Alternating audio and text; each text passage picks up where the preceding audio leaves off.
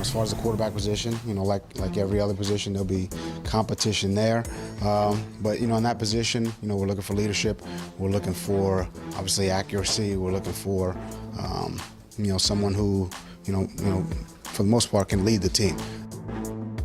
Brian Flores, the head coach of the Miami Dolphins, talking about what he's looking for in a quarterback, because every team's looking for in a starting quarterback. The challenge, though, is do you go with the veteran that you brought in, Ryan Fitzpatrick, or do you entrust the job to the guy you traded for during round 2 of the draft, Josh Rosen? 3 years, $6.2 million, a great opportunity to test him out, see what you have before deciding what you do with a draft pick in 2020. And we had believed that this was just going to be Rosen's gig. Yeah. Flores made it clear that there will be an open competition, that Fitzpatrick is the best guy he'll play. And, I look at it this way. If Josh Rosen can't beat out Ryan Fitzpatrick, then maybe you have your answer to whether or not he's your guy long term. I think that pretty much says it all. You're right. I mean, it's certainly going to throw caution in the wind to anybody out there if we come out and it's the start of September and Ryan Fitzpatrick's the starting quarterback and there's no injury involved with Josh Rosen.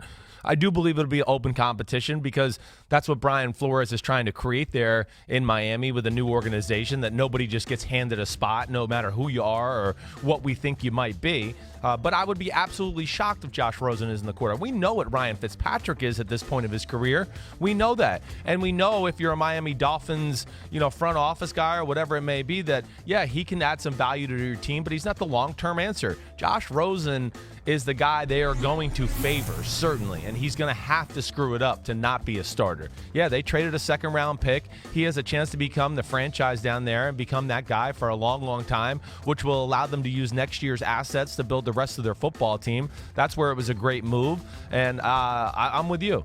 It's trouble for Josh Rosen if he couldn't beat a Ryan Fitzpatrick. I fully expect him to be able to pick up the offense, and he's physically more gifted than Ryan Fitzpatrick as well. So really think it's a kind of a win-win situation for him as long as he just handles his business. Yeah, and there's a tension within the Dolphins organization about this whole concept of tanking. Now, no one's ever going to call it that. Sure. But Chris Greer, the GM, Brian Flores, the head coach, and part of it is you have to say it, but they seem to be offended by the suggestion that this is a team that would take a step back, take their lumps, because the only way you're going to get that new franchise quarterback is to end up high enough in the draft where you can grab him. Otherwise, you just got to get lucky that a guy slips through, like they did in 1983 when Dan Marino slipped all the way down to the bottom of the round. Sure.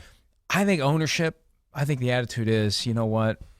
It's okay to take a disastrous year if it gets you the guy you want. Right. And I'd love to know what went on in the organization when Stephen Ross signed off on the trade for Josh Rosen. Does he believe this is the guy that's going to turn it around for them? They don't have to take their lumps. They can go all in with Rosen? Yeah. Or do they maybe still take their lumps and reserve the right to go after, Justin Herbert or Tua Tagovailoa next year? Yeah, well, I think they're just going to see how it plays out. I think at the very least they see the potential in Rosen to go, this could be the guy. Again, it's a system fit and he has talent. Rosen, we worried about, his lack of size or maybe ability to take a beating in the NFL. Okay, that's still maybe a concern, but everything else is pretty damn good for this guy. I mean, he's a very good thrower of the football. He's a good decision maker.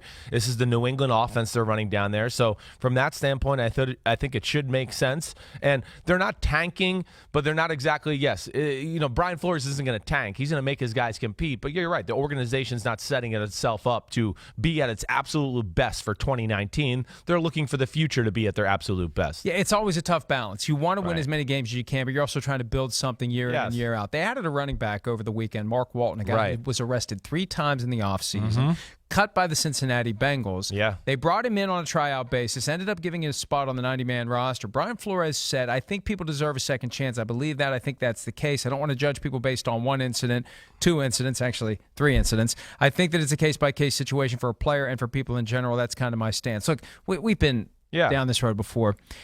You have to be talented to get the second chance. Right. The guys who aren't talented don't get the second chance. And remember, folks, anyone who gets a second chance on a 53-man roster in a 32-team league, it takes away someone else's first chance. That's the thing I never want to lose sight of. Somebody's dream is ending because somebody who got himself into some trouble and is earning a second chance or getting a second chance, somebody else's first chance is going to go away. I think if we think of it that way, maybe we're a little more reticent to just welcome a guy back because he's talented. Yeah, I mean, maybe. Hey, look, there's two things that jump out to me here. First of all, Brian Flores is a stand-up man. He's not just going to sign some idiot off the street. This kid went to the University of Miami. I'm sure the Miami Dolphins have a lot of inside info on who the kid is. Third, out of the things you can get arrested for, misdemeanor marijuana, okay, carrying a concealed weapon, and then There's a slight difference between the two. Well, I'm just saying, but either one of them, they might not be the most egregious, worst things we've ever seen in the world. Hi, I'm Mike Tirico, and thanks for watching. Make sure to hit subscribe for the latest news and highlights from NBC Sports.